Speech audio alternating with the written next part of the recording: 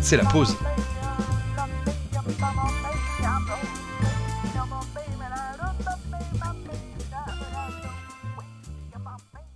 Dans certaines entreprises, on ne peut faire une pause qu'à des moments prévus par le règlement. Dans d'autres, on peut la faire quand on en a besoin et que l'activité rend cela possible. La pause, c'est indispensable pour se décontracter un peu et rester en forme. La pause, c'est un moment qu'on passe ensemble avec des collègues. Un temps où l'autre est disponible et où on est disponible à l'autre. Il est donc important d'essayer de se mettre d'accord avec ses collègues pour fixer le moment de la pause. Et si vous ne savez pas quand la prendre, observez-les et accompagnez-les.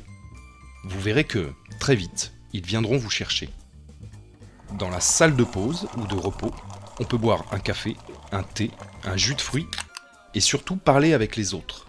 On y discute de n'importe quel sujet, professionnel ou personnel, pourvu qu'il intéresse tout le monde. D'un film qu'on a vu, d'un livre qu'on a lu, de musique, de l'actualité. On peut parler un peu de soi, de ses centres d'intérêt, de ses goûts.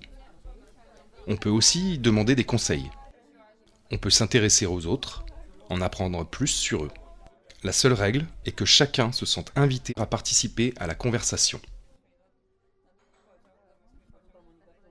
Il faut savoir terminer la pause. Elle ne doit pas durer trop longtemps. Elle s'achève quand on finit le thé, le café ou le jus de fruits, ou souvent quand quelqu'un décide de reprendre l'activité. Et si la conversation n'est pas finie, on peut la prolonger en dehors du travail si le sujet était personnel ou lors d'une réunion s'il était professionnel. Allez, il est temps de retourner travailler. Au travail, la pause est nécessaire. C'est à la fois un temps pour se décontracter un peu et un temps de rencontre avec ses collègues, un temps social. Pendant la pause, on peut parler de tout, mais surtout de ce qui intéresse tout le monde. C'est un temps de découverte de l'autre, où on peut aussi être invité à parler de soi. Le temps de la pause est limité, mais les conversations peuvent se poursuivre en dehors de l'entreprise ou lors d'une réunion.